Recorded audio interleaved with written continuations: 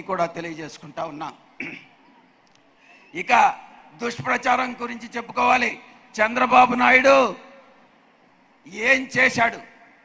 Voluntary వ్యవస్థ అవినీతిని రూపుమాపి మధ్యవర్తులు దళారుల్ని లేకుండా చేసి ప్రజలకు నేరుగా ముఖ్యమంత్రి గారే బటన్ నొక్కి ఈరోజు అవినీతికి తావు లేకుండా నేరుగా సంక్షేమ పథకాలు అందించేటటువంటి విజన్ ఉన్నటువంటి వ్యక్తి మన గౌరవ ముఖ్యమంత్రి వర్యులు.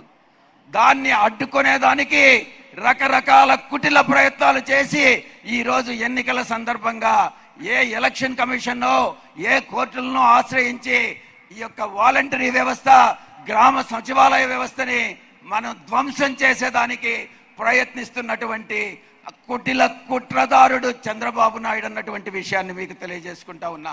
మరొక విషయంలో కూడా చంద్రబాబు నాయుడు మరింత కూడా తప్పుదారి పట్టిస్తా ఉన్నాడు.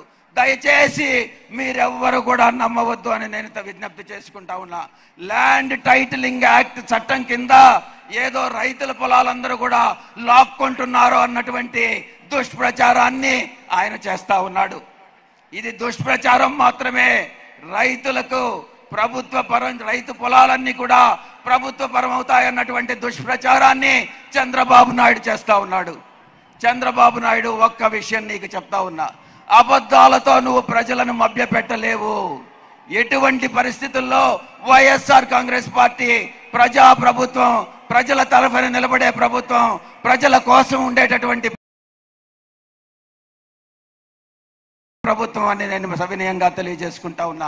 పచ్చ మీడియాకి మీ అందరూ కూడా బుద్ధి చెప్పండి. అవినీతి దళారుల నిర్మూలన వైఎస్ఆర్ కాంగ్రెస్ పార్టీతోనే సాధ్యం. వైఎస్ఆర్ కాంగ్రెస్ పార్టీ మన జగన్మోహన్ రెడ్డి గారి ప్రభంజనం తట్టుకోలేనటువంటి దివాలా కోరు చంద్రబాబు నాయుడు అన్నటువంటి విషయాన్ని తెలియజేస్తా ఉన్నా. సిబిఎన్ వెనుక ఈ కుట్రలకు కుతంత్రాలకు కారకులు ఎవరు, ఆయన వెనుక ఎవరున్నారని ఒక్కసారి గమనిస్తే ఆయన రాజగురువు రామోజీరావు ఈ కుట్రల వెనుక ప్రధానమైనటువంటి వ్యక్తి అన్నటువంటి విషయాన్ని తెలియజేస్తా ఉన్నా. అసత్య ప్రచారం, పచ్చ కూటమి ప్రజలందరూ కూడా ప్రజలు అసహించుకుంటున్నారు అన్నటువంటి విషయాన్ని అటు రామోజీరావు కానీ, అటు చంద్రబాబు నాయుడు కానీ, అటు పవన్ కళ్యాణ్ కానీ, ఇటు బీజేపీ కానీ గుర్తుంచుకోవాలి అన్నటువంటి విషయం. ఈ యొక్క కూటమికి ఈ యొక్క పాలనా సౌలభ్యం లేని ఒక భావ సారూప్యత లేని ఒక రాజకీయ కూటమి ఈ యొక్క తెలుగుదేశం పార్టీ, జనసేన, బీజేపీ అన్నట్టు విషయాన్ని తెలియజేస్తా ఉన్నా.